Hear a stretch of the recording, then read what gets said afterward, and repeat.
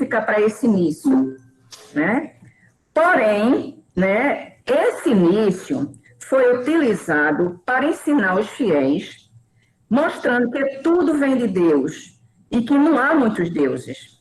É um hino litúrgico que era usado, assim, na catequese daquele tempo, né? Então, como inicia? Deus disse, faça-se luz, astro, vegetação, animais. Deus viu que era bom. Deus disse, falou, Deus viu que era bom. Deus abençoou. Era uma forma de que, naquela época primitiva, naquela época que estava iniciando tudo, era relacionar o mundo conhecido da época, o mundo conhecido da época cheio, né, de, digamos assim, de religiões, de cananeus, de egípcios, de caldeus, etc. Era uma forma que o escritor sacro tinha de mostrar àqueles que adoravam, né, que tudo vinha de Deus. A forma de se fazer naquela época. Porque os caldeus adoravam os astros, os cananeus adoravam os bosques, os egípcios adoravam os animais, o sol, etc. Então, é uma forma de dizer que só existe um Deus. Então, o que é que vem em relevo nessa parte que se considera um mito, ninguém dá atenção, se é coisa mítica? Não. O que é que vem em relevo na obra dos 6 dias, nessa criação? Vem em relevo, que presença de Deus é esta que vem em relevo? Deus falou, Deus disse. Deus manifesta a sua presença através do verbo, da palavra. Essa primeira parte aqui é importante para todo o segmento do estudo que nós estamos fazendo este ano na UPM.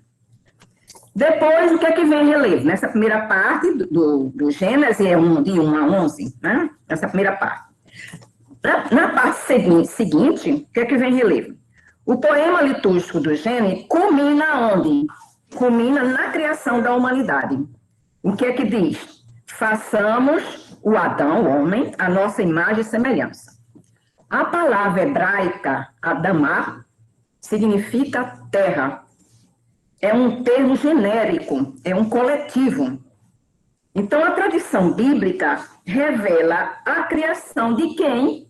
Da família humana, de um único antepassado.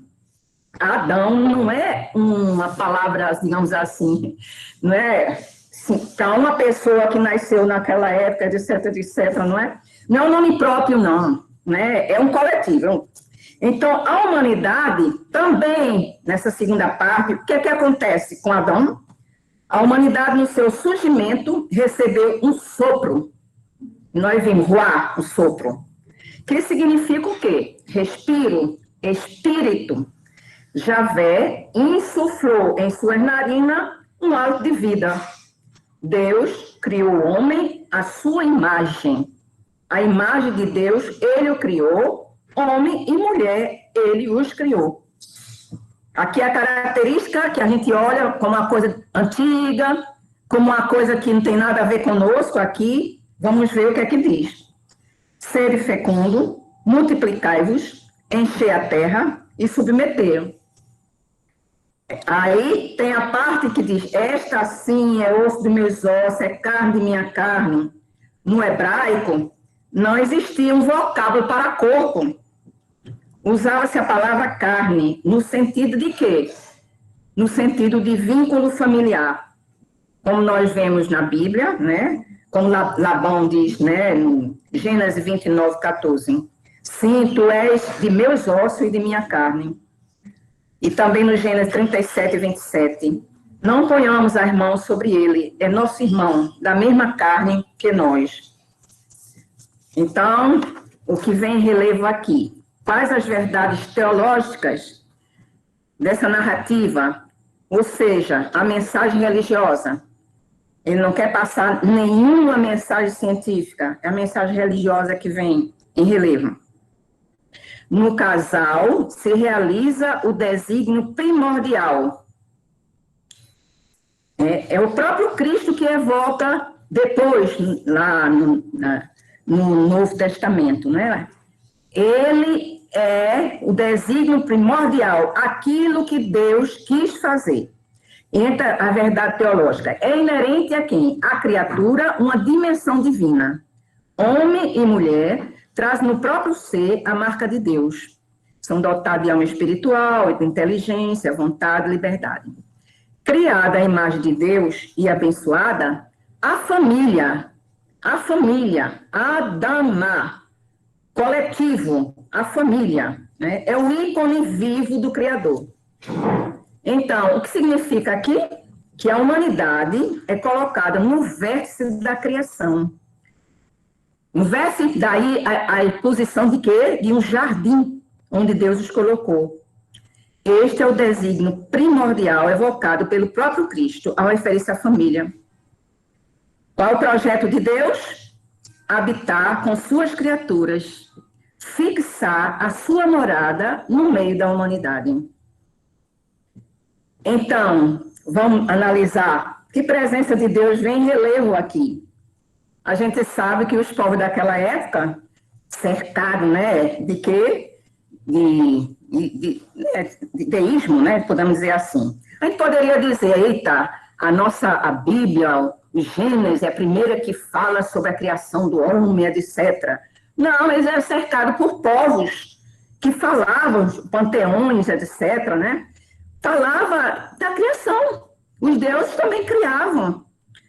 Mas essa teoria que nós chamamos do deísmo, né? Deus criava. Deus era o artífice. Porém, o que acontecia?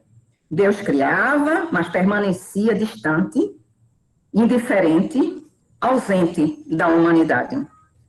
O que é que o escritor sagrado quer dizer com essa realidade? Deus criou o homem, é um modelo originário. Deus colocou no verso da criação, que é um jardim. Então, aqui significa que Deus, aqui, quer morar com a humanidade. Não é um Deus ausente, um artífice que criou e deixou de lado a humanidade. Deus quer estar presente. A presença de Deus já vem bem clara aqui. Então, para entender então, a segunda parte, né, essa parte toda da criação, ex nihilo, quer dizer, a obra dos 6 dias, a criação do homem, Adamá, o coletivo, etc., né? Mas para essa segunda parte, né, que nós vamos entrar, primeiro vamos ver que presença de Deus vem em relevo nessa parte da criação. Vem presente um Deus pessoal que entra em diálogo com a humanidade. Segunda parte, que ela coloca, que é justamente a realidade bíblica da aliança.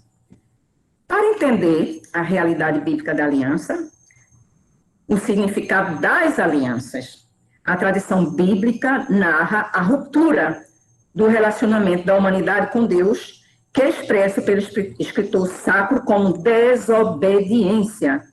Pois na mentalidade semita, obedecer significa escutar a palavra. Tem inúmeras interpretações para o pecado, né? Tem inúmeras interpretações para o pecado de origem, pecado original, né? A realidade do pecado aqui, né, nós escolhemos essa interpretação, a realidade do pecado é expressa através de quê? De simbolismo. Símbolo religioso da serpente, que é a sedução dos cultos, dos cananeus, aos cultos idolátricos. A árvore, sedução de quê? É um símbolo religioso que exprimia um modelo de vida. Eles, ao desobedecer, isto é, a não escutar a palavra, eles não querem seguir aquele modelo de vida dada pelo Criador. Daí a origem do mal.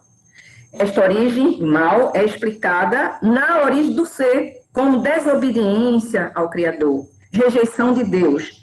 Gera uma ruptura, um abismo entre a condição gloriosa anterior, que Deus quis dar ao homem, e a condição vergonhosa que ele terá. Daí a ruptura, em quê? Na tríplice relação. Homem-Deus, né? Quebrou-se essa relação. Homem-mulher, homem-cosmo, né? Que era específico da criação. Então, isso é perdida. Rompe-se a aliança. aqui nessa ruptura, vamos ver em que sentido essa aliança exprime essa presença de Deus. A iniciativa da aliança é sempre de Deus. As duas primeiras alianças são unilaterais. A aliança de Noé, que é citada na Bíblia, né? Javé arrependeu-se de ter feito o quem? A humanidade.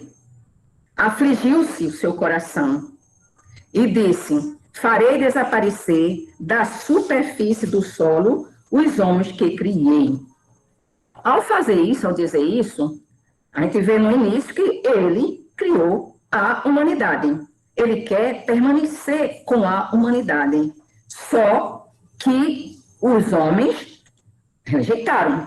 Então, Deus tenta o quê? Aliança novamente. As alianças, as duas primeiras são alianças unilaterais que nós podemos chamar, né?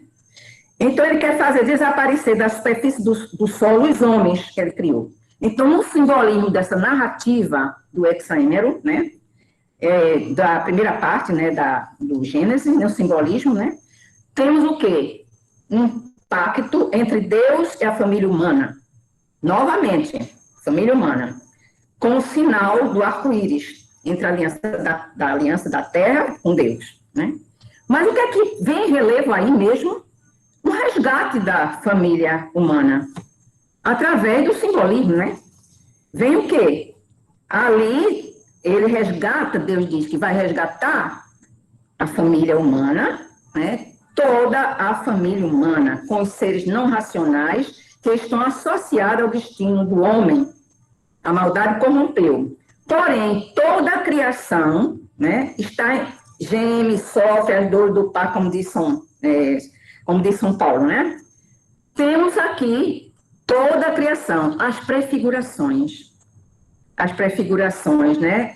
Aqui Deus salva um casal de cada animal, né? Dos seres criados, vai salvando, colocando na arca, né? Aqui temos o quê? A prefiguração do homem justo, íntegro, que andava com Deus, e que, através desse homem, é possível salvar a humanidade. Então, a arca da salvação, os seres humanos são novamente abençoados. Deus diz novamente: sede fecundo, multiplicai-vos, povoai a terra. Aqui o significado bíblico, né, dessa primeira parte: Deus continua a salvar a família humana. Ele continua, insiste em querer permanecer na família humana e querer que esta família humana esteja com ele. Na segunda aliança, que é a aliança de Abraão, é citada, né, aqui no estudo, já é em Gênesis 12. Enquanto a primeira parte, né, a gente vê a parte que é somente, né, da pré-história, nessa segunda já começa a história bíblica.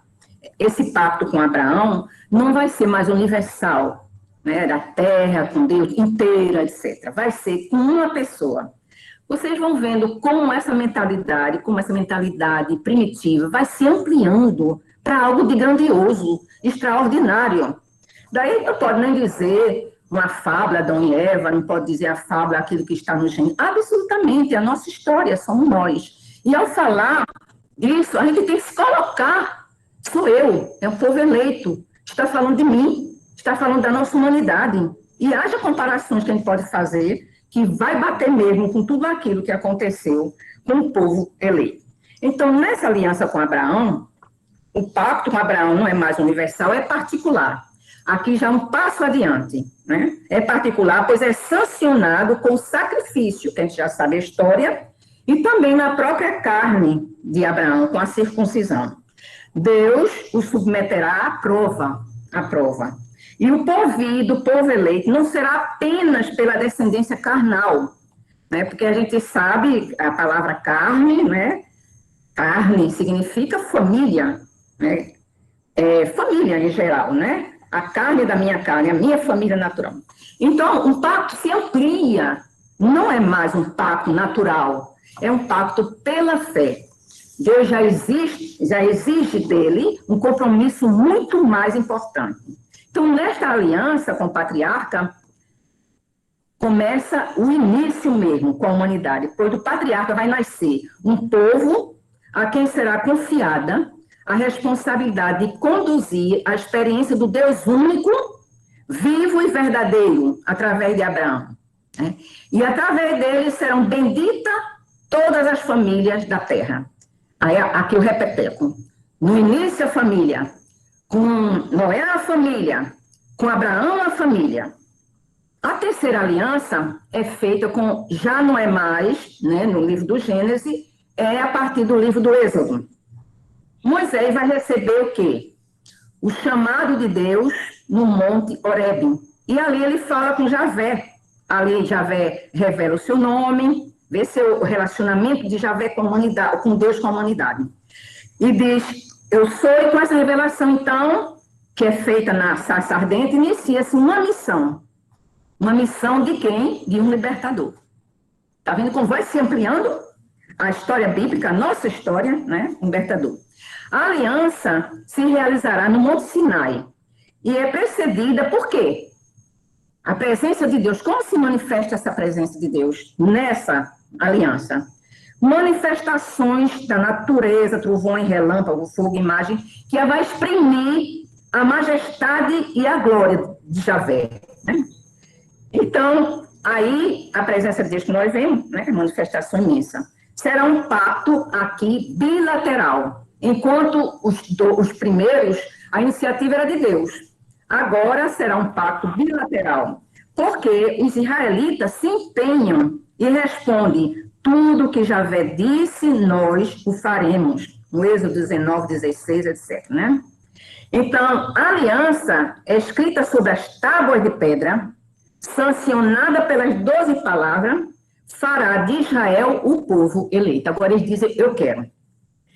Então, não obstante essa, né, negação, o povo vai continuar negando. A humanidade vai continuar negando. Não é aquele povo antigo, não. Toda a humanidade.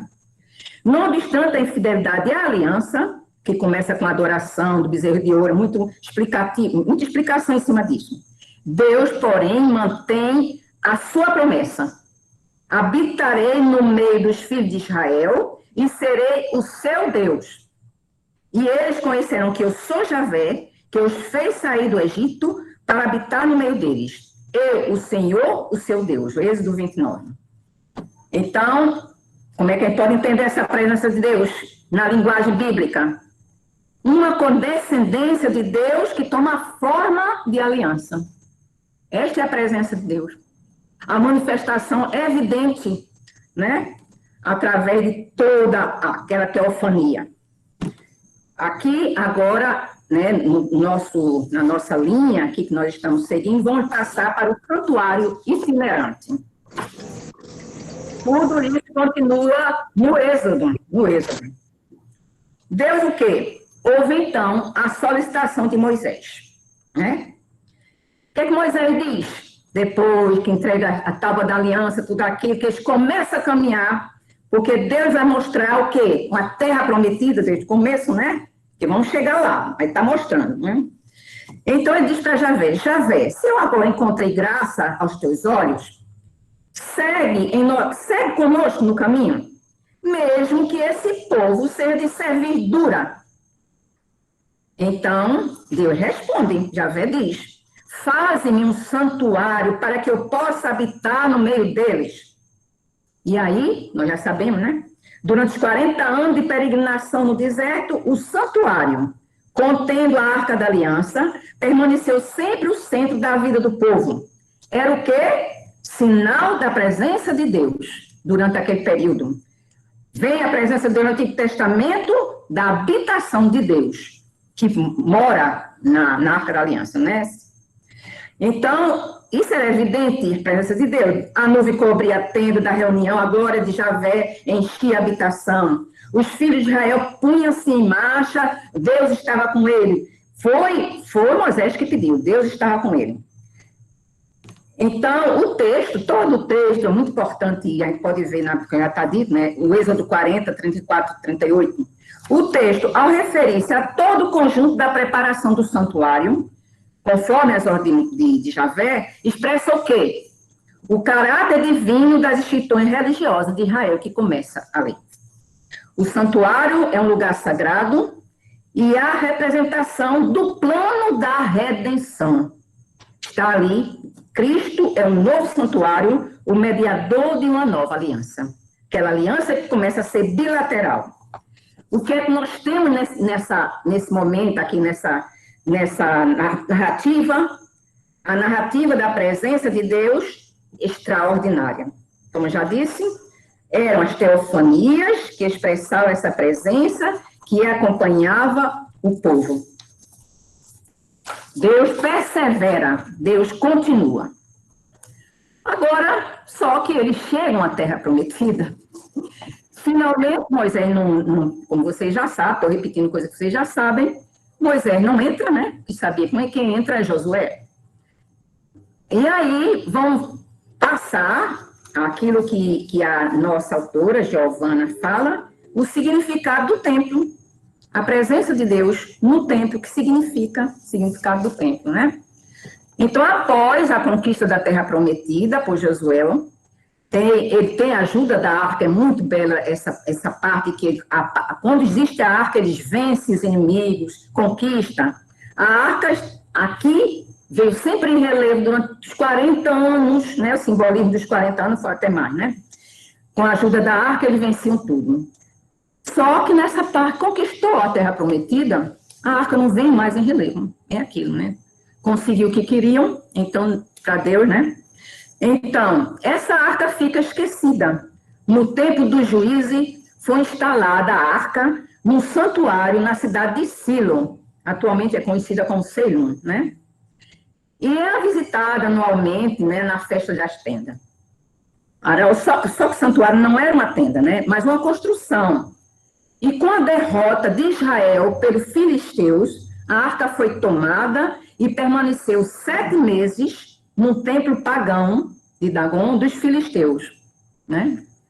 Esses 7 meses, pode entender que a numerologia, né, semita tem um significado referente a isso, né?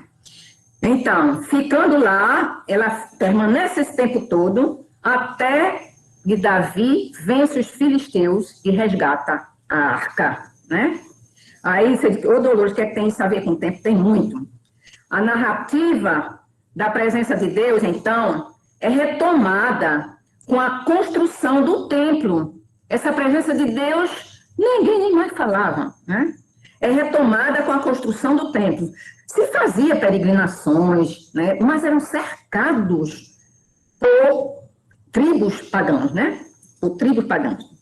Então, a narrativa da presença de Deus é retomada com a construção do templo, que se verifica no período da realeza em Israel. Né? Agora vocês dizem, como é que passa essa parte da realeza? Que história é essa, né? Então, a infidelidade do povo continua. Escolhido continua, está sempre presente. Hein? Porque eles querem ser igual a quem agora? As outras nações. E através de Samuel, né, dirige o pedido a Javé e diz, constitui sobre nós um rei, o qual exerça a justiça entre nós. Eles querem ter um rei. Aí Javé, o Samuel se lamenta que só, né? Aí Javé responde a Samuel, atende a tudo que te diz o povo, porque não é a ti que eles rejeitam, mas a mim, porque não querem mais que eu reine sobre eles. E aí, através da profecia de Natã, Javé se lamenta, né? E exige.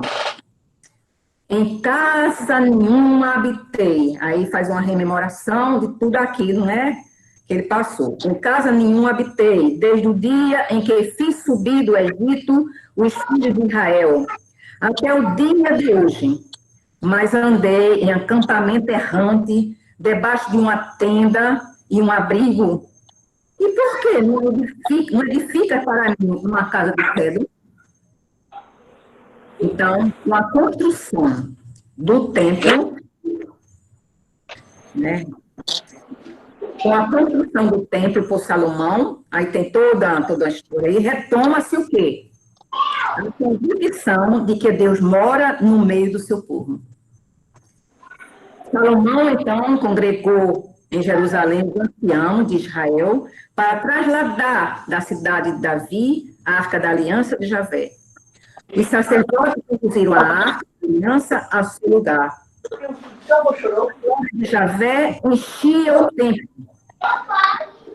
A palavra de Javé foi então dirigida a Salomão. Quando toda esta casa que estás construindo, se procederes segundo os meus estatutos, se observarem as minhas normas e seguires fielmente os meus mandamentos, eu cumprirei em teu favor a minha palavra que dei a teu pai Davi, e habitarei no meio dos filhos de Israel, e não abandonarei meu povo Israel. Essa é uma passagem do livro dos Reis. Então, aqui fica, a gente verifica, né? Nessa passagem, já uma ênfase que está colocada sobre o caminhar sobre a palavra de Deus, quase com um resgate daquilo que eles negaram no início, a desobediência, que para eles significa claramente rejeitar a palavra de Deus, aquilo que Deus pede, né? Então, a ênfase está colocada sobre caminhar conforme a palavra de Deus e colocar em prática os seus mandamentos. Então, a presença de Deus em meio aos israelitas mostra o quê? Mostra mais vinculada agora ao segmento do seu caminho do que a edificação de um templo. Estão mais clareando, estão entendendo. Depois, o que é que acontece? Com a destruição, a invasão de Nabucodonosor, que vocês já sabem, com a destruição do templo por Nabucodonosor, a promessa do novo templo continua e é revelado por Javé através das visões de Ezequiel. São inúmeras visões. Não estava feito o templo, não, mas ele já via, Deus já mostrava para ele que iria realizar, né, o templo, que ele queria permanecer com o povo. Ezequiel, profeta do exílio. Então, uma das visões fala, Ezequiel falando, o Espírito ergueu-me e trouxe-me para o átrio interior, e eis que a glória de Javé enchia o templo. Ouvi, então, alguém que falava comigo de dentro do templo, filho do homem, este é o lugar do meu trono, é o lugar da planta dos meus pés, onde habitarei no meio dos filhos de Israel para sempre. Então, aqui, rapidamente, né, a mensagem dos profetas é uma constante denúncia contra a infidelidade de Israel ao seu Deus. Algumas ampliam-se em quê? Numa perspectiva de salvação messiânica e universalidade, na expectativa de uma aliança eterna, de paz, de uma aliança de Deus com a humanidade inteira. Então, sobre o profetismo, são inúmeros exemplos. Então, os profetas vão repetindo, virão novamente povos e habitantes de cidade grande, dizendo, vamos procurar Javé dos exércitos. Naqueles dias, 10 homens de todas as línguas e nações agarrarão um judeu pela veste, dizendo, nós iremos contigo, porque ouvimos que Deus está conosco, o profeta Zacarias. É justamente essa, começa a ampliar essa visão de universalidade, não só daquele povo. O profeta Jeremias disse, esta é a aliança que selarei com a casa de Israel depois desses dias, oráculo de Javé. Eu porei minha lei no seu seio e a escreverei em seu coração. Então eu serei seu Deus e eles serão meu povo. Aí veja como é que diz. A lei não está mais no templo, uma pedra. Eu escreverei em seu coração. Eles não terão mais que instruir seu próximo ou seu irmão, dizendo, vão conhecer Javé.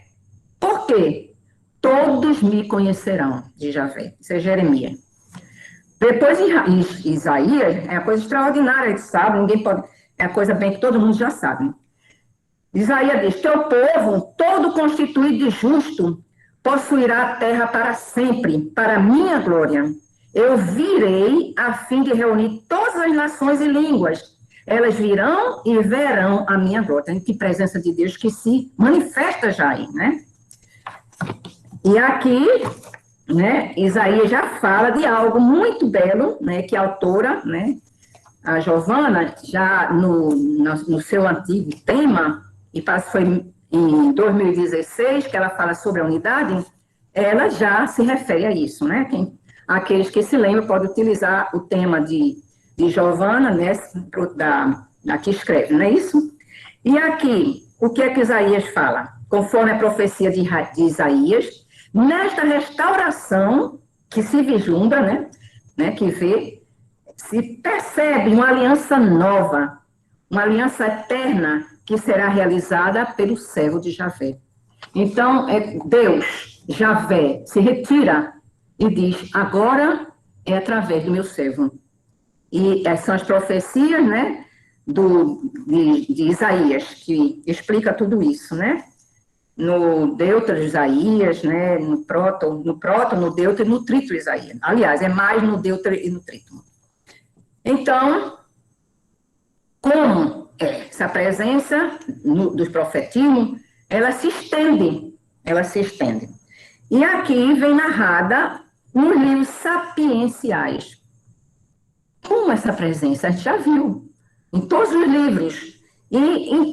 Desde o começo do livro do Gênesis até o Apocalipse, é a busca de Deus, a realização da humanidade. Deus busca essa presença na humanidade, Deus resgata a humanidade, Deus quer que essa humanidade possua Ele no seu meio, que Ele viva com essa humanidade. No livro Sapienciais, é muito bela essa literatura sapiencial, né, Jó, Provérbio Eclesiástico, Sabedoria, né, Eclesiástica. Então, aqui, nesse livro, como esta presença de Deus, como ela se apresenta? A sabedoria é definida como reflexo da luz eterna. Um reflexo, porém, que não é só na criação, entra nas almas boas de cada geração. Prepara os amigos de Deus, os profetas, pois Deus ama quem habita com a sabedoria. Então, já veio uma coisa bem ampla, que não obstante tenha sido escrita há muito tempo, ela é atualíssima, Sabedoria 7:26. Então, no livro dos Provérbios, a sabedoria fala como uma pessoa, está presente em Deus e, ao mesmo tempo, agindo com Ele na criação. A sabedoria é um eflúvio do poder de Deus, é um reflexo da luz eterna. Ela é iniciada onde? Aí se fala na ciência de Deus, na sabedoria de suas obras, né? Ele, na ciência de Deus. E ele vai selecionando as suas obras, ela vai selecionando. Essa no livro de sabedoria. No livro do Eclesiástico, né, que é da literatura sapiencial também, a sabedoria de Deus narra a sua trajetória, que tem como ponto de partida o céu e como ponto de chegada Israel. Israel, depois vocês vão ver no Novo Testamento o significado dessa chegada. O estudo se conclui fazendo referência à presença de Deus nas antigas tradições rabínicas. Aqui é um estudo muito profundo, né, que Giovana fez, né? A professora fez muito profundo, muito interessante. Lá na antiguidade, né, nas antigas tradições rabínicas, era uma tradição oral, depois ela passa a ser escrita, né? Na Torá, todo mundo sabe que a Torá é a lei, né? A lei. Existe também a Mishnah, que é uma exegese hebraica antiquíssima, né? Então, alguns trechos desses escritos, né, que foi surgido, né, naquela época, destaca-se o quê? Uma palavra que se chama Shekinah. A gente ouviu tanto essa palavra Shekinah. E essa palavra, para ele, significa presença divina. E ele cita aqui essa presença divina. Como é que vem relevo? Na Shekinah, na Torá. Se duas pessoas caminham juntas e entre si não falam palavra da Torá, então este é um grupo de arrogantes. Mas se dois estão juntos e dizem entre si palavra da Torá, então a presença divina, a Shekinah, permanece com eles. Olha aqui, o resgate da palavra dele, da presença. Eu vi onde é ajuste. Esse Segundo, tem uma rodinha dentada. Onde duas pessoas se reúnem numa sinagoga A Shequina está com eles, conforme o Salmo, né? Deus se levanta no conselho divino. Então, aqui, de certa forma, a gente terminou o texto, né? Porque conclui com isso. E aqui a gente, tantos e quantos são escritos, quantos santos, quanto se fala, resgatando essa realidade inicial da nossa origem, da origem da humanidade, né? De viver a palavra. E essa humanidade que se manifesta através da família humana, né? Nos livros da sabedoria, no Cântico dos Cantos, tudo belo, né? E culmina no Apocalipse também com família. E aqui não preciso nem citar tantos escritores, tantos teólogos, né? Porque nós já temos, né, digamos assim, a nossa espiritualidade, né? Os carismas que surgiram, tantos carismas, né? Se a gente for observar a vida do santo, como ele se refere a quê? A vivência da palavra, como ele se refere à realidade de família que eles constroem através das suas obras, não é isso? Resgatam aquilo que Deus pede.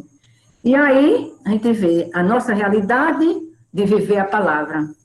E aquilo que Chiara diz como última palavra da sua vida, sejam família. Pronto, eu acho que aqui vocês têm umas pistas para vocês lerem o livro, né? Muito apressado, porque são coisas muito grandes assim, né? Compridas, etc. Então, terminei. Oi, que tem. Ótimo, Dolores. A gente agradece essa introdução, né? Dolores já deu uma dica para todos nós, né? O aprofundamento necessita de uma leitura, né? Uma leitura de todos, fazer esse percurso para cada vez mais a gente ir construindo esse bloco, né? Da formação nossa, que serão 9 aulas. Mas agora a gente abre espaço para as perguntas, para dialogar com Dolores, e a gente vai fazer por bloco. Quem quiser se inscrever aqui no chat, eu vou só controlando, mas a gente já pode abrir o áudio, a gente pode fazer 2 perguntas agora, aí a Dolores anota, responde, depois a gente faz outras. Então, a gente já pode abrir o microfone para quem quiser, ou não se inscrever aqui, porque facilita se tiver muita gente para as perguntas. Só para a gente organizar e favorecer a interação. Tá joia? Então, vamos lá. Quem gostaria de dialogar agora, já pode abrir ou se inscrever aqui. Eu vi que tinha gente anotando, isso é bom, né? Fazer os registros, que vai ser um percurso daqui para frente. Dolores, nessa primeira pergunta que tem no livro, está dando para ouvir? Sim. Tá. Sim, pode dizer. Sou eu, Fátima. Essa primeira pergunta que tem no livro, as aulas de aprofundamento, tem um texto de Giovana. Aí a primeira pergunta diz assim: Deus veio habitar entre os homens do jardim do Éden ao santuário do deserto. Que simbologia existe envolvida com essa história de santuário do deserto? Por que ele diz santuário do deserto? Escola também, passou do deserto.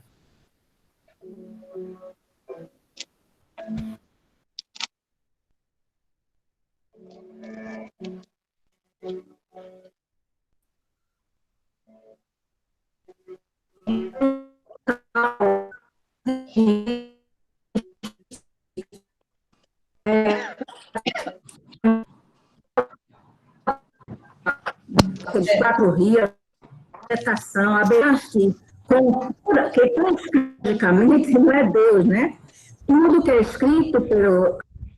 Ele escreve sob inspiração. Mas ele se vale de toda a realidade ao povo dele. Que ele vive. É uma, digamos assim, uma metáfora, porque ao redor tudo é deserto. É um deserto. Tanto que quando ele expulsa, né, o Caim, a simbologia é o quê? Que ele vai para o Caim vai para o deserto, né? Depois também na outra, quando houve a morte, né, do filho de Adão, né? o filho de Adão, ali também, né, a simbologia, que os povos que surgirão daquele que teve o etc, etc, a do deserto. Aqui tem digamos assim, muitas ilustrações que falam sobre isso. Então, essa simbologia, né, Deus resgata, quer fazer o quê? O povo eleito, onde ele vai habitar. Então, esse ícone humano é colocado no ponto mais alto, no ponto mais belo, no ponto extraordinário. Não sei se essa é a resposta é essa. Porque na interpretação tem muitas, né? A gente está pegando a interpretação que é muito próxima de nós, que se refere à palavra, a negação da palavra, o resgate da palavra. Não sei se expliquei, Fátima. Sim, obrigada. Obrigado. A gente continua pedindo para que quem não estiver falando em interação manter o áudio desligado, não é? Porque aí ajuda. Não tem ainda nenhuma pergunta aqui no chat, então pode ser ao vivo, direto para Dolores. Quem gostaria de fazer a próxima, pode abrir o áudio e agora interagir com Dolores.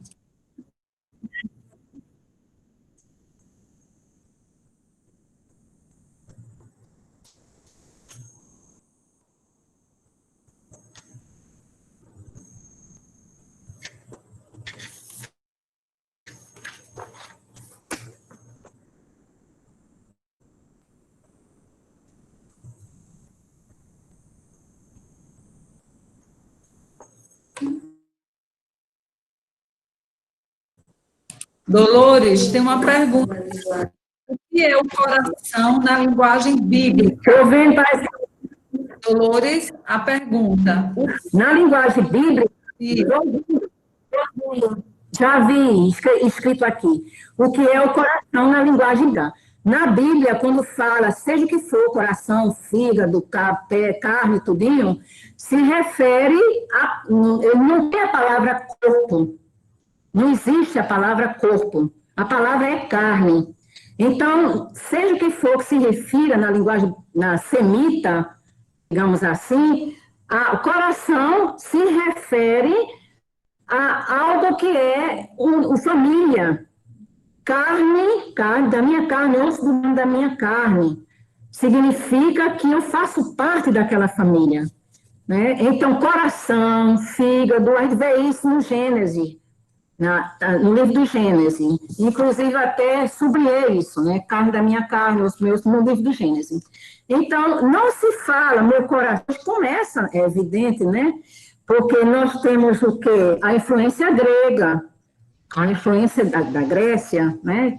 Mesmo se tinha todo o aspecto panteão, etc., mas começam outras influências, depois com a tradução da Bíblia, né? Em Alexandria, etc., começa outra forma, que agora a gente não vai falar em gênero literário, em outras escritas, né? Mas coração é um composto para dizer a pessoa, a família.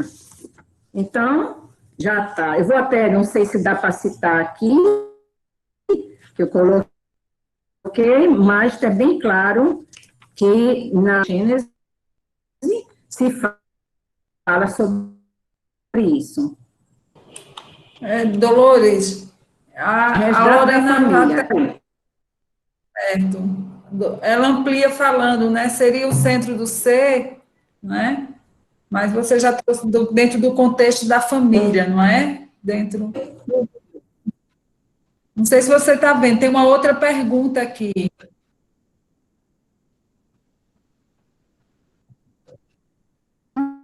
Bíblicos, em termos bíblicos, é a família, né? Agora, depois tem todos os aspectos da filosofia grega, que chega e dá outras explicações sobre isso, né? A outra pergunta. E a outra, as alianças que Deus fez com os homens foi quebrada pela desobediência?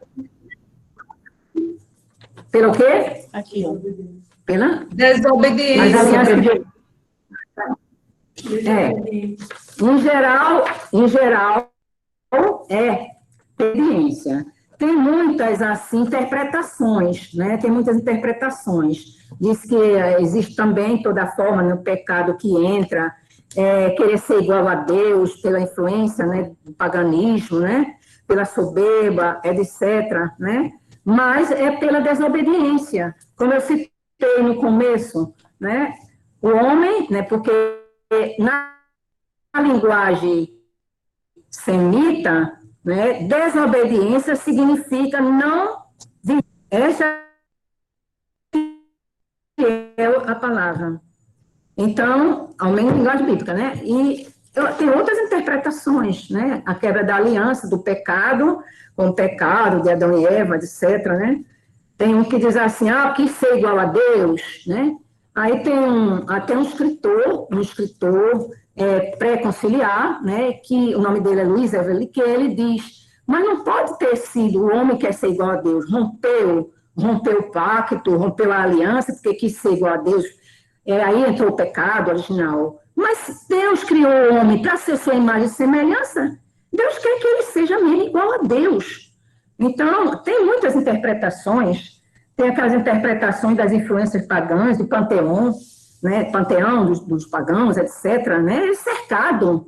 Tem egípcios, tem babilonenses. Eles passaram mais de 60 anos prisioneiros, escravos dos babilonenses, assimilaram tudo aquilo, né? Então, nesse panteão de Deus o que era? Independente, era autossuficiente. Deus era Deus e acabou-se no panteão deles. Fez a humanidade, tá, e acabou. Fez a humanidade e acabou-se. Não tem nada mais a que ver com ela, né? Então, realmente, nesse sentido, realmente não viver a palavra, rejeitar Deus.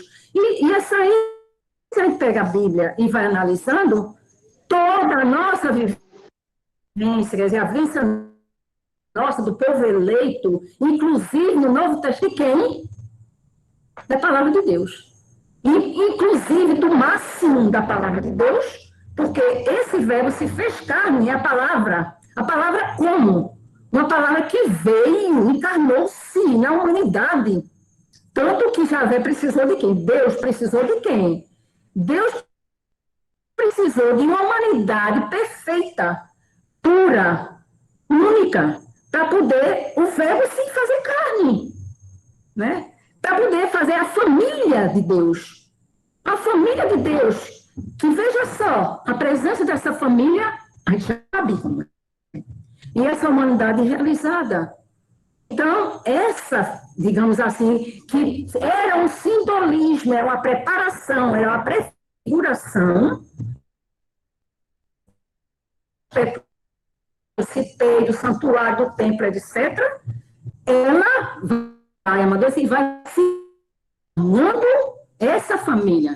Os eleitos, continuamos. Na história, continuaremos. E assim, gente, já Jesus, 2020, já estamos tão distantes. Que nada, estamos distantes, não. Estamos começando.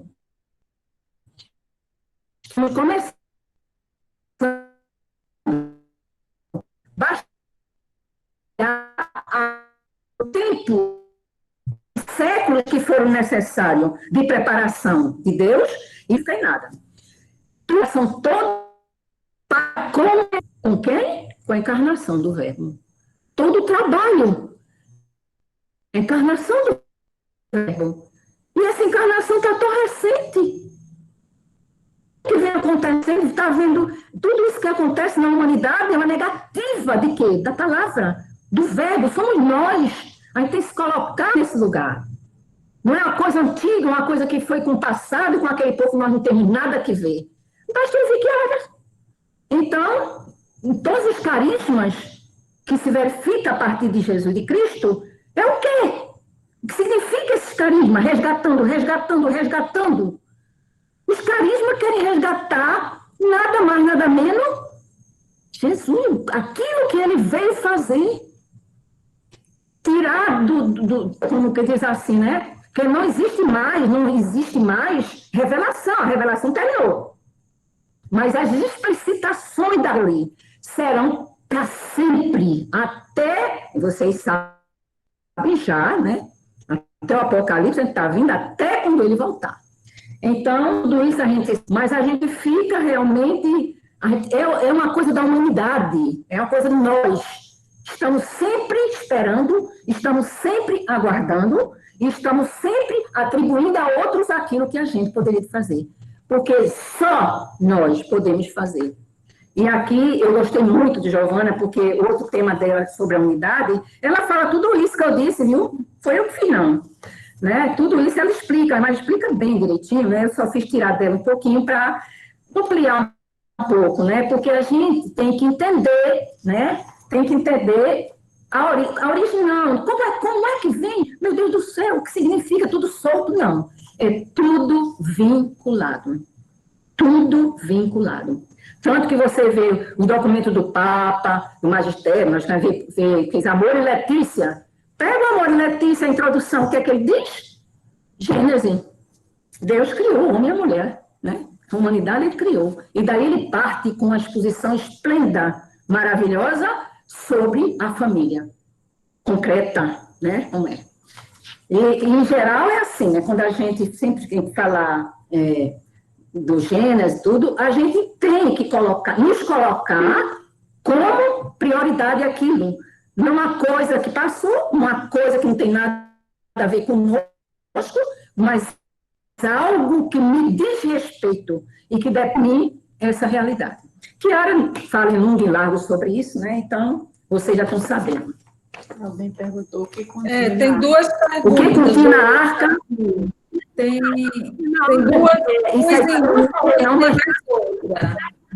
não sei se você vê aí.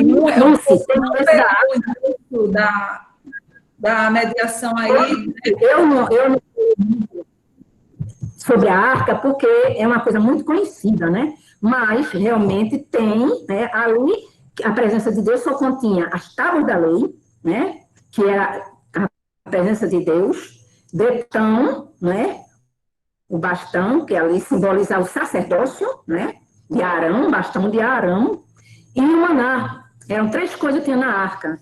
Então, simbolizava o quê? A presença de Deus, a palavra, né? A Eucaristia e o sacerdócio. Então, na arca da aliança, está a ação, Deus manda fazer aquilo, que é a prefiguração daquilo que Jesus será. Né? Também no santuário, a mesma coisa, também não tem Ezequiel como fala, meu Deus do céu, aquele Ezequiel é uma coisa, né? Qual a outra pergunta sobre isso? Eu não falei sobre isso, que também está no livro que vocês vão ler, né? Onde é que está escrito? Aqui. Você poderia nos falar um pouco sobre a continha na arca e a outra... Ela não fala muito.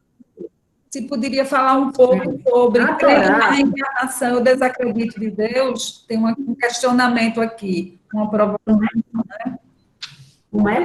Tem 2 perguntas antes dessa. Como é? Crendo na reencarnação, eu desacredito de Deus, foi alguém que não pegou no início, mas gostaria de uma fala sobre isso. Crendo na reencarnação, eu desacredito de Deus?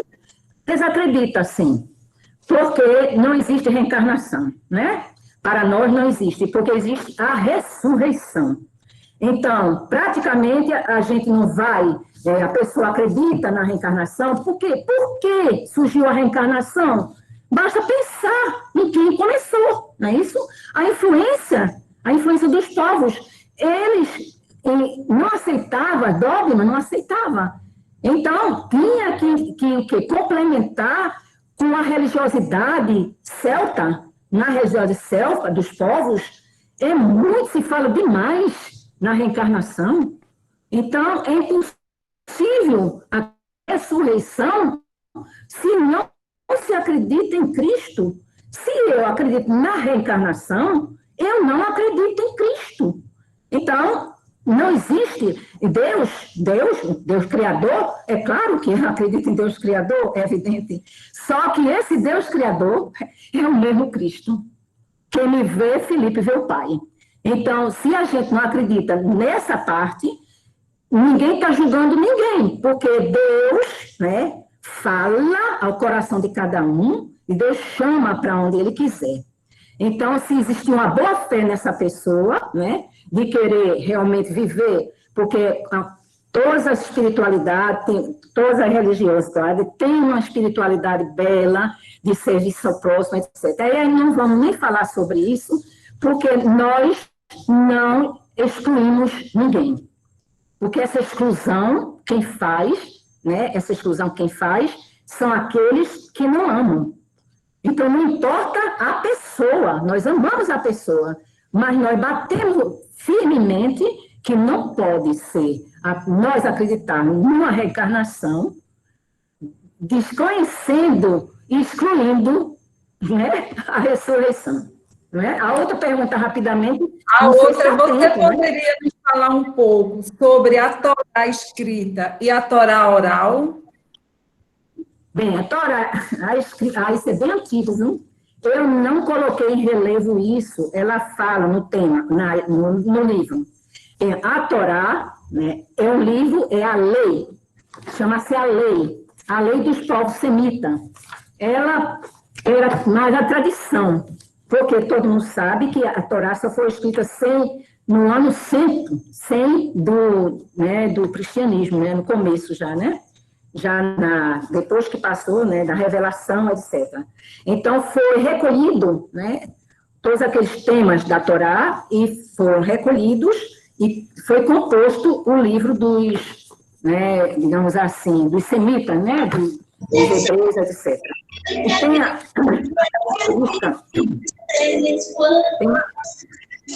uma característica que esses livros, né, a Torá, quando foi composta, a lei quando foi composta, ela foi composta no sentido assim, nacionalista.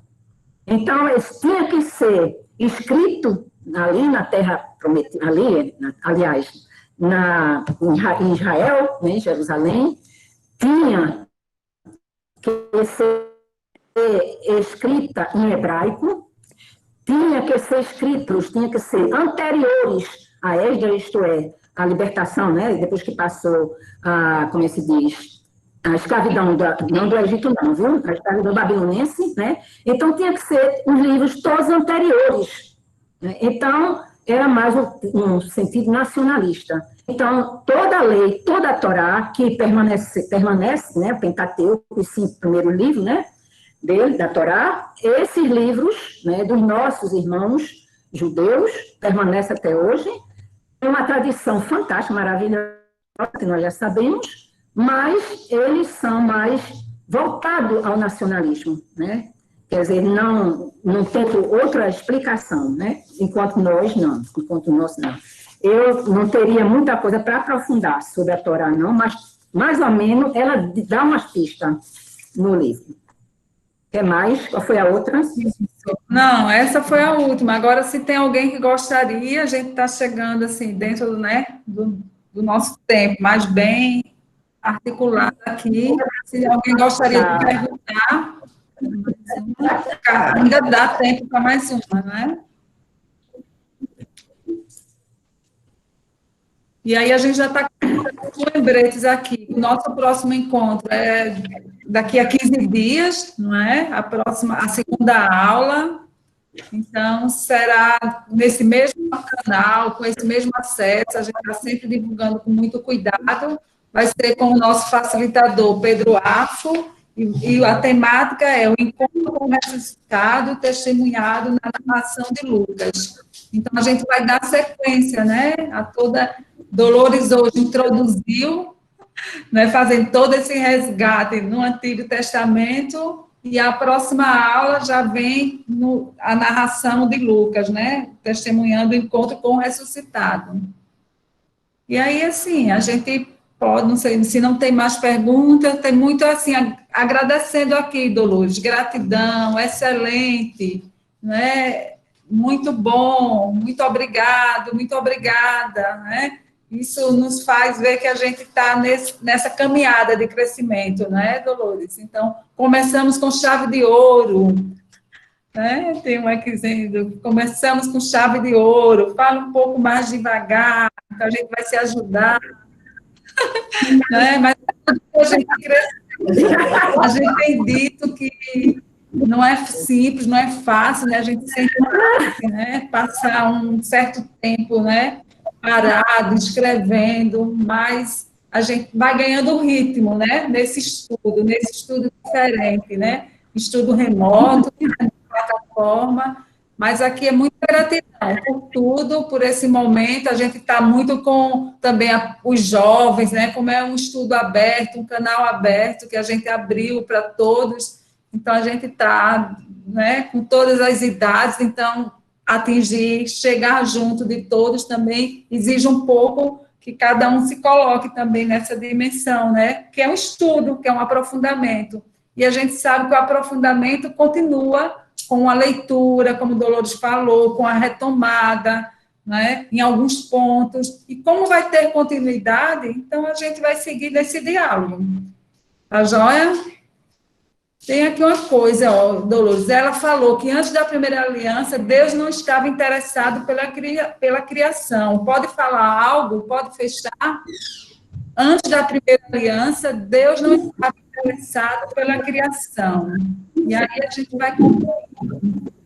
Antes das alianças, Antes da primeira aliança, Deus não estava interessado pela criação. Pode falar algo?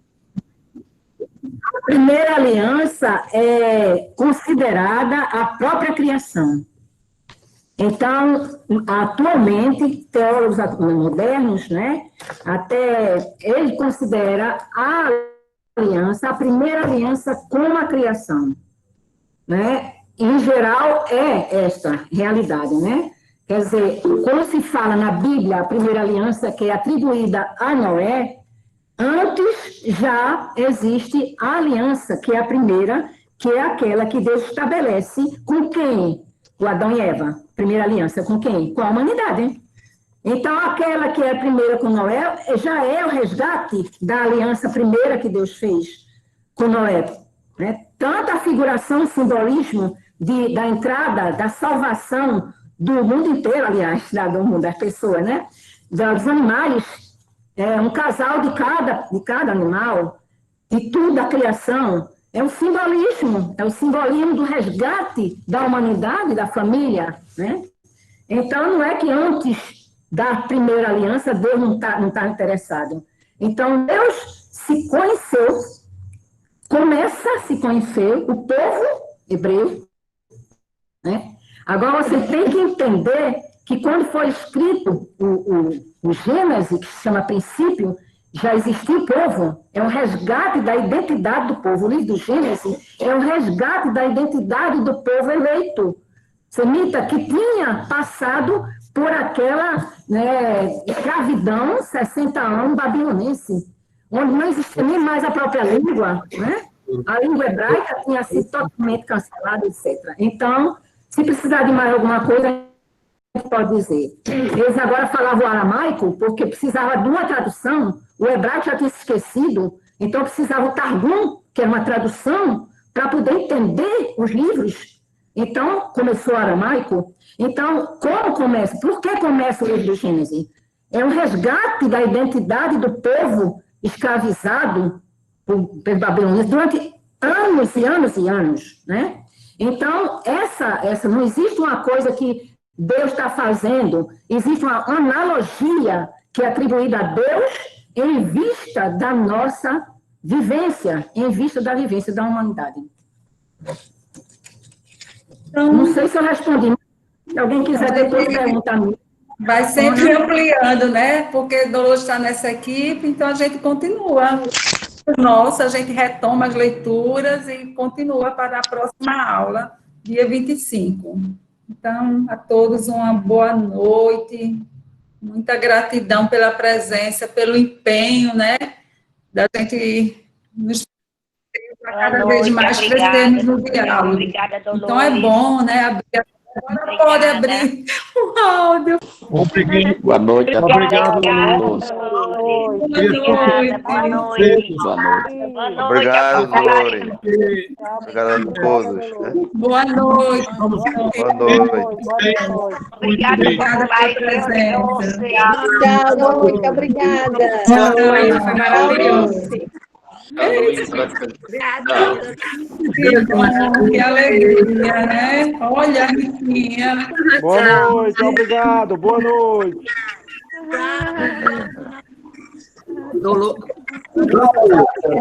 Obrigada, Dolores. Chocolate. Um abraço aí. Boa noite a todos. Boa noite. Boa noite. Álvaro, quer boa